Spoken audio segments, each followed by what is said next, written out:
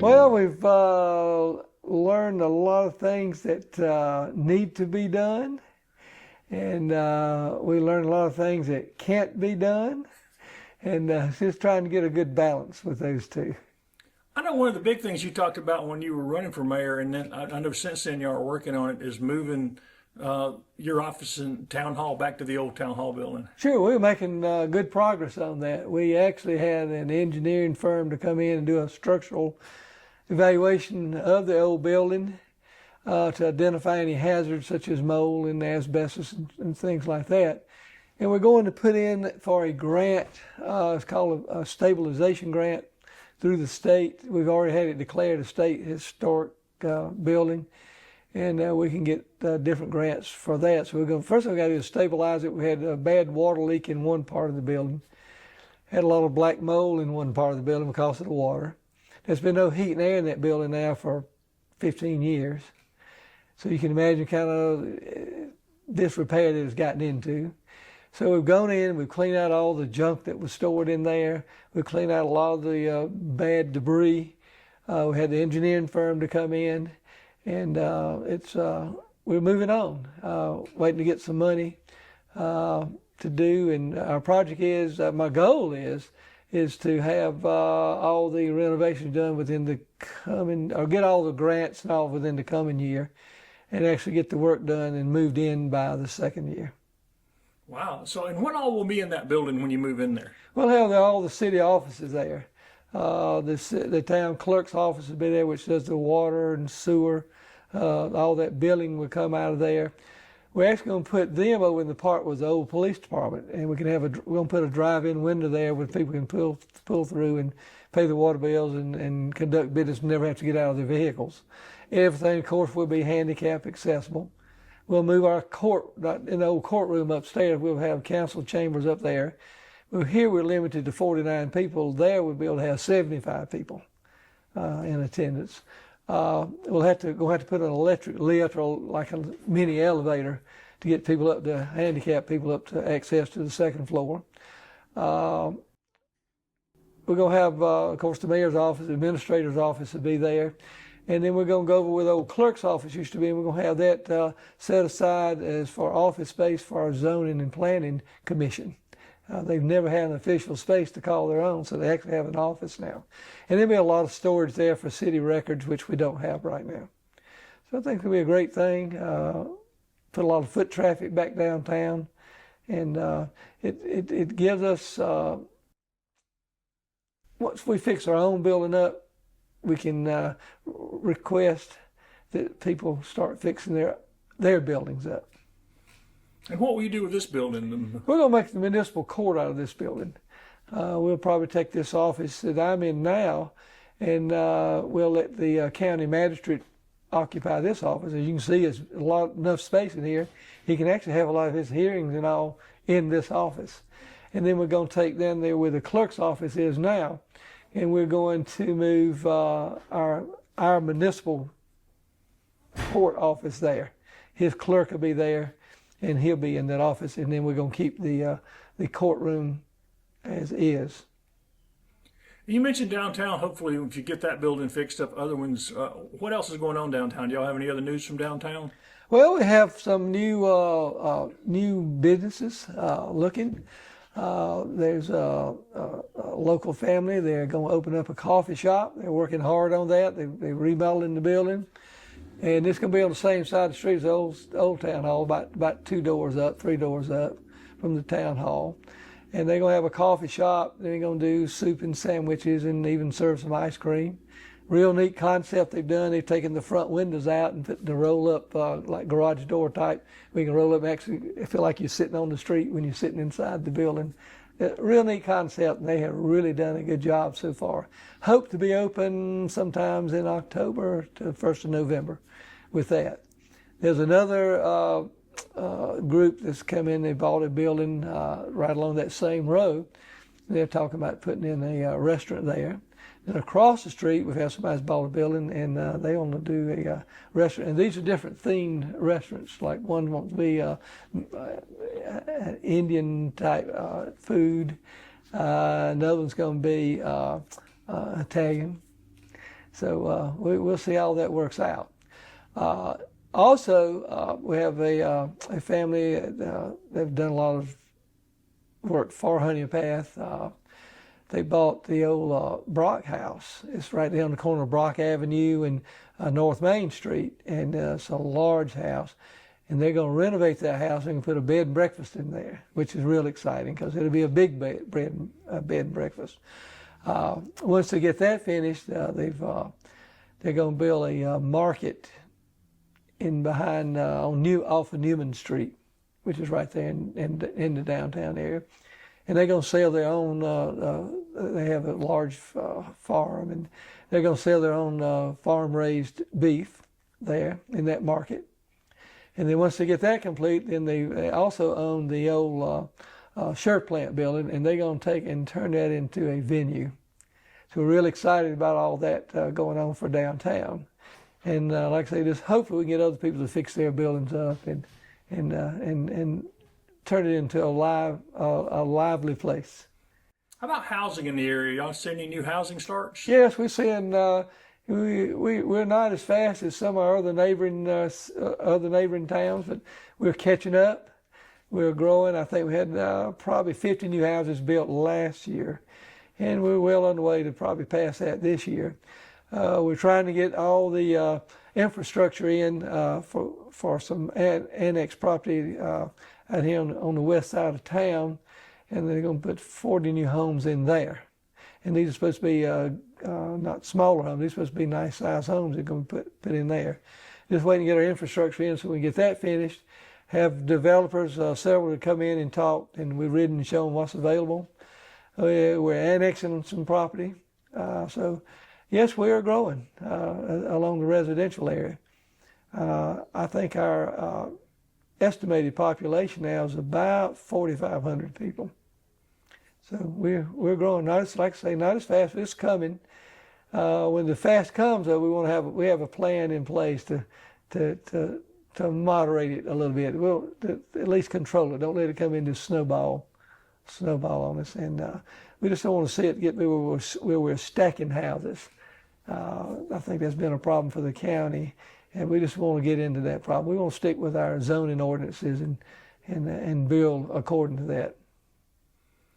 Any update from SLED on the investigation from the former police work? Some people. Yeah, SLED, they came in. They've done some looking, but we had to get to the point of having a forensic audit done, and it's still ongoing. So no updates on that. No updates on that. So SLED. Not in any hurry, are they? Well, there's a lot of looking. They're still. They're trying to look under a lot of rocks and then going down a lot of rabbit holes. What about activities and festivals and stuff coming in here into the fall and into the winter? We have our fall festival. Well, go down the list here. And had our town cleanup, which was last Saturday, very successful with that. Town yard sale is this Saturday from 8 until noon. And then in October, the fall festival starts on Friday night, October the 10th, from 6 to 10. Have a good group of entertainment for that night. And then on Saturday the 11th, from 10 o'clock in the morning to 11 o'clock at night is the fall festival. So they have a big slate of entertainment lined up for that. I think we're pushing out. Looks like we'll have a lot of folks from out of town come visit us over these events. So that's like the honey sopping event, right? It's like the whole honey sopping event, but it's kind of still spread will out do the a little more. biscuits one. They will do the biscuits there, yes. That's something everybody looks forward to. That's right, yeah. Going to do that. And so it's everything, it's a full slate, going to keep everybody busy. And then, of course, when we turn from that, we'll get into the holiday season and all the stuff they have planned. Do you know when your Christmas parade is yet? I do not know the exact day. It will be the first Saturday in December. unless it's changed, and I don't think it's been changed. I haven't been notified if it has. I've always said y'all have the best main street for a parade of anybody in the county. Oh, it's wonderful. Because it's wide wonderful. And people can got room to watch, and you got that dog leg at the end. That's right, yeah. It's just it is a perfect place to come enjoy a parade. How about the athletics for the kids and the activities for the kids? Our recreation program is excellent. They're starting fall soccer now, and of course the youth football they're just wide open right now, and it will end. Football will end on the day of the fall festival on that Saturday. They have what they call the Honey Bowl, and it's always that Saturday of the fall festival. So it'll end then, but it's going in full swing now. We just finished up with a very successful summer program of the baseball. We're real excited. We have our soccer field. The worst part of the construction done. The sod's been laid. The fencing is up.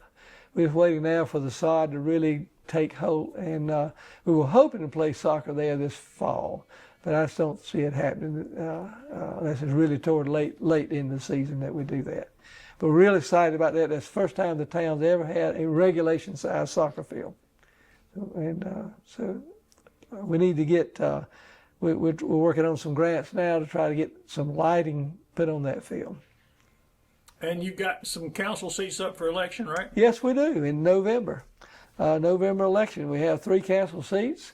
They're all 3 uncontested. I actually have 2 people that are actually they're retiring from council. Okay. Miss Jean Parrott did not seek re-election, and then Miss Dot Evans is not seeking re-election. That's wards 3 and ward 5.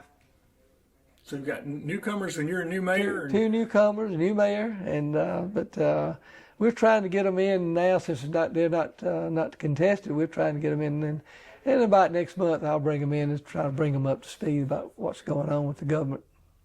Anything else you'd like to see happen before the end of the year? Always. And we like to see some residential growth.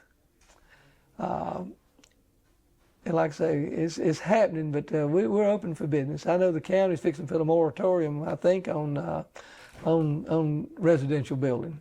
And that's to give them time to redo their zoning. So I tell everybody we're wide open. That doesn't affect us here.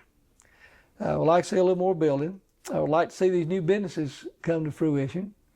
And of course, we always like to support our old businesses too. You spent your whole life in Honea Path, and grown up here, and you were a doctor for years. And what's it like now to be the mayor? I mean, you were fire chief for how many years? You told me 30 years. Right, and you were physician here for how many years? Physician for 32 years. So now you're mayor. What's it like to be mayor of Honea Path? It's busy. It's a full-time job. I don't think anybody could ever do this and have another job. I come in at sometimes 7 o'clock in the morning. Well, I'm usually at 7:30. I'm out visiting all our departments. I try to see everybody every day, all the department heads every day. Then I'm in here by 8 or 8:30 and just go to about 4 o'clock in the afternoon. I ride the streets a lot. I try to see all the problems firsthand. I try to stop and talk to people. Of course, my office door is always open for people to walk in and tell me what they think their problems are. And sometimes they really have a problem we can help with, and sometimes it's something that we can't help with because it being on private property. But it's a full-time job. Then, like I mentioned before, we have developers who want to come in and talk, and I like to talk, but I like to put them in the car and ride them around and show them what's available in town and what can be available through annexation. So you're used to working long hours, but you seem to be enjoying this. Oh yeah. My wife says since I quit being the fire chief, now I'm working 80 hours a week. How about paving? Y'all got any? What's paving looking like down Honea Path? We had some roads put in. Of course, when you go through C-Fund, it takes about 3 years sometimes to even get up on top of the list. And so we put in some roads about 3 years ago, and we're just now getting around this month, as a matter of fact. They're supposed to be in. I know they've already marked a lot of the roads that are going to be paved. And so we're doing that. We have our list made up for what we're going to turn in for the next C-Fund round. You know, we're like everybody else, so there's a 10% match you have to come up with, and it costs $1 million to pave a mile of road. So we're limited to what we can do with our money here. And we used to get money from the county we could use for that match, and we don't get that anymore. And you used to get some money from the state to use for that match. You don't get that anymore. So it's really tough on the smaller municipalities, or even on the larger ones, and even the county, to do that match for the C-Fund paving. I wish there's some way we could work that out with the folks in Columbia to do away with that match. Well, the referendum has some lists of roads in this area that they would, if that passed, they would work on some roads in Honea Path. Yes, we worked hard on that list, and it's some roads, including the primary roads, 252 and US 178, 76, and it's important people go out and vote.